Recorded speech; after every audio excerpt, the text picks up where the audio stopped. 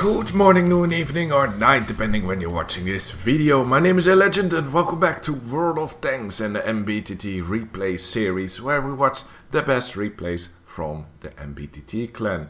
And today we are watching Jugsss with 3 S's in his Char Future 4 on the map Ghost Town. He does something very unconventional, to say the least. He goes instantly to the middle bush line. Since there are no light tanks in this match, there is little risk to get countered here and caught out by a light tank with more camo. But this play isn't without any risk at all, because enemy mediums can still do the same thing. However, it looks like he has got some bit of free play right here. And by spotting the Type 5 Heavy, he instantly gets 1,500 support damage. Now in this kind of play it's very important to hold your fire and not just fire lickety split like he does here. Quite a risky shot, if I have to say so myself, but he doesn't get spotted. So he now knows that the enemies are probably not going to spot him with any shot he's going to take from this position from now. So afterwards he follows it up with a more confident shots, with knowing that he probably is not going to get spotted. But for the meantime he's actually decided to keep his final shell in the magazine.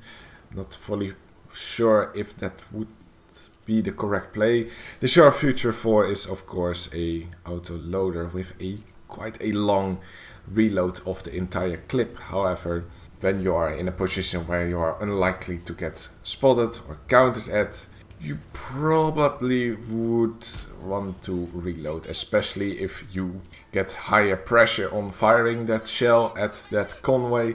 But now he does actually get caught out on this position and gets punished quite severely for it.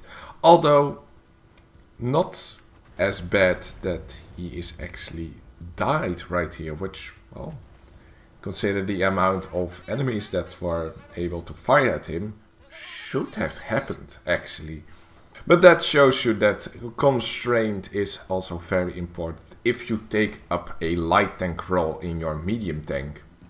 But luckily he has survived and he can still have an impact in the game.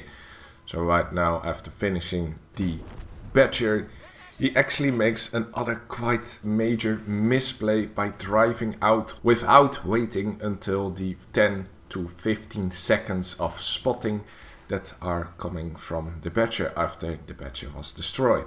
And from that he takes another shot, now making him a full on one shot. So this also showed that you really should take care on whenever you get spotted and how long it takes when you get despotted, because it means the decision, even driving upwards towards a certain location with still being spotted, even though you get despotted in solid cover or while being behind solid cover, the enemies can still predict where you are going and may risk the blind shot, which will send you back to the garage if you're not careful enough. But Jugsss is still alive, and after finishing the Type 4 Heavy he returns to his original position. Although it is still risky because we got that Leopard PTA still out there, which was probably the same tank that spotted him while he took that shot at the convoy. So at this moment the location of the Leopard prototype is the most important thing to find out, and luckily it does. He actually wants to get rid of the prototype as soon as possible. Looking at the map, there aren't really that much enemy tanks. Even if he gets spotted right now, most of the enemy tanks, except for artillery, does not have a line of fire from it. And since he wasn't spotted for a while, the Leopard Prototype A didn't even know what happened, getting fired at from this location where Jugsss was at. So with the Leopard gone, he actually gets control of the entire backside of the flank of the enemy team. And by doing this, he catches the artillery out and gets towards the higher up position at the hill and is able to get a surprise angle on the capturing enemies. So up to now, a bit of a mixed amount of gameplay, a few major misplays by firing too soon, but also knowing when you can move up further up the flank, get into an interesting position in order to catch out the enemies by surprise. But how will this battle pan through? With Jugsss still being on a one-shot, he should play it really careful as of right now, trying to maintain his distance from the chieftain. Actually doesn't stop in order to fire at the chieftain when he's behind spotting range. Only took this a little bit later. I thought that the chieftain was already hulled down, but somehow he managed to get a nice sniping shot, probably at the cupola. So at this moment he should just play very careful and try to spot out the chieftain, which he does, but he actually fires once again a bit too soon and he stays in the open. Luckily not that long, but he peeks back. Why would you do that? You are a one-shot. Oh, the chieftain had just missed him. Quite a lucky encounter right there. So after firing the first shot, he really should not have peeked once again.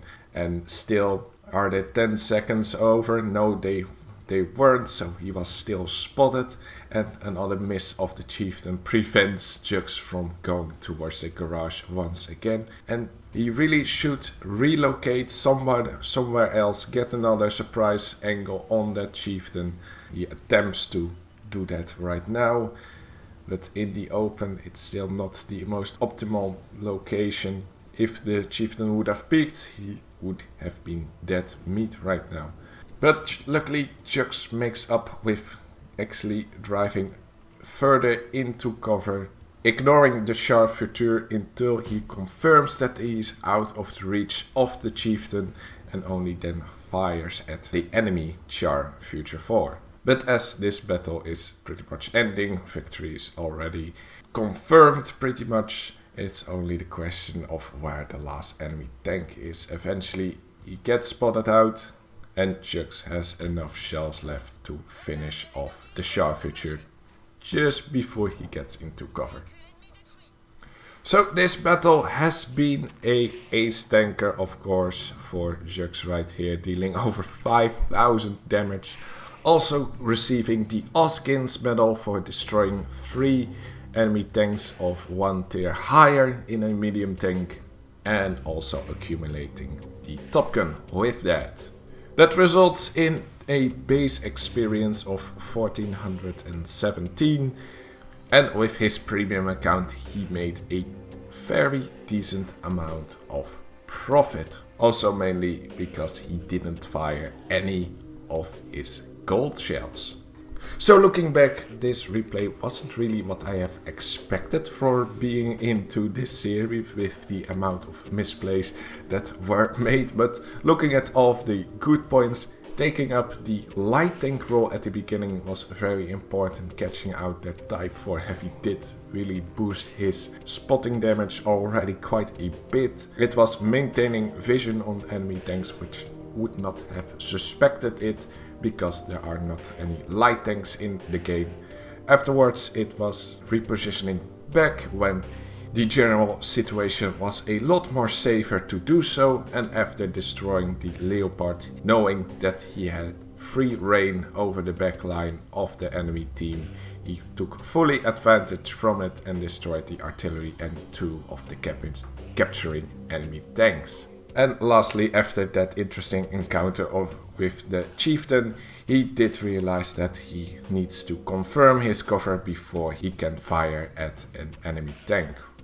But yeah, some major misplays in the end as well.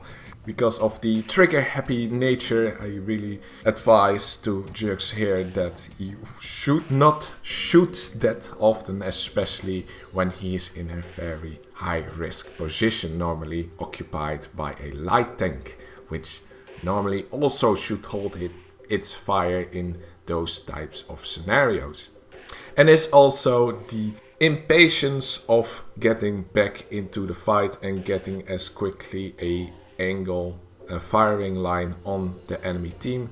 That way he lost more of his hit points against that type 4, and he even went as far as risking his life multiple times against that chieftain by just continuously peeking, even though he still was spotted. So quite a high risk. Quite lucky that he did survive all the way through the end, but in general it still ended up being an amazing replay to watch, with a few learning points of course, but I am sure that Jugsss will learn from this point. He's an excellent player and I'm for sure that he will certainly improve from this. So with that, hope you enjoyed this video. If you want me to keep up this content, do consider a donation through Streamlabs or Patreon, and I will make sure that I will continue this content creation in the far future as well. And with that, I will see you next time. For now, laters!